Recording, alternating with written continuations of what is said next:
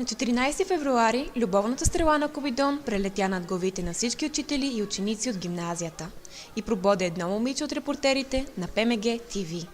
От пръв поглед тя се влюби в микрофона и камерата и тръгна на пътешествие из коридорите на училището, засипвайки всеки срещнат с любопитни въпроси.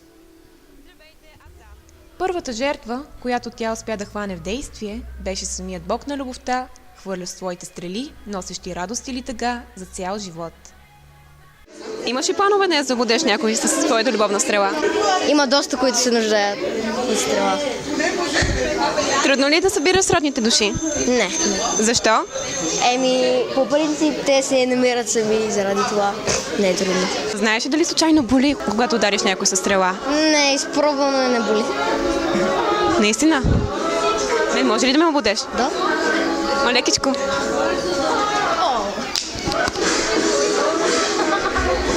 Обуди някой друг, хайде да видим. Айде, госпожа Терзийска, искаш ли? Ами добре. Госпожа Терзийска!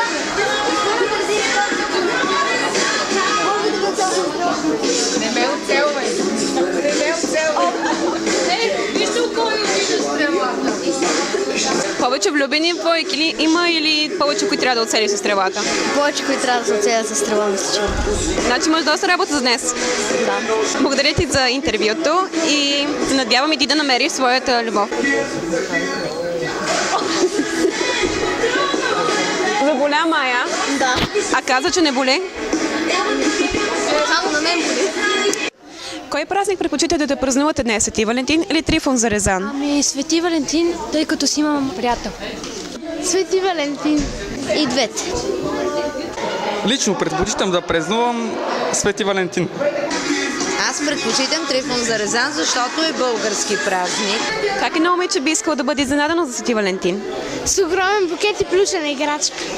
Подаръкът не е важен, важен е един жест на уважение. Цветето мисля, че е най-добрият жест. Учениците от гимназията се бяха постарали отбелязването на най-розовия ден от годината да бъде изпълнено с приятна атмосфера, усмивки и много изненади. Още от началото на седмицата е започнала подготовката за празника. Учениците от 5-ти клас бяха изработили и раздали над 500 сърчица, символ на празника. В специално изработена кутия всички имаха възможност да поставят своите послания, посветени на празника. В голямото междучасие в фоайето на училището бе подредена кулинарна изложба, като отново преобладаващите форми бяха сърчицата. Торти и всякакви сладки изкушения бяха оценявани от специално жури, а после се завърнаха в класовете, които ги бяха направили, за да бъдат изядени с много любов.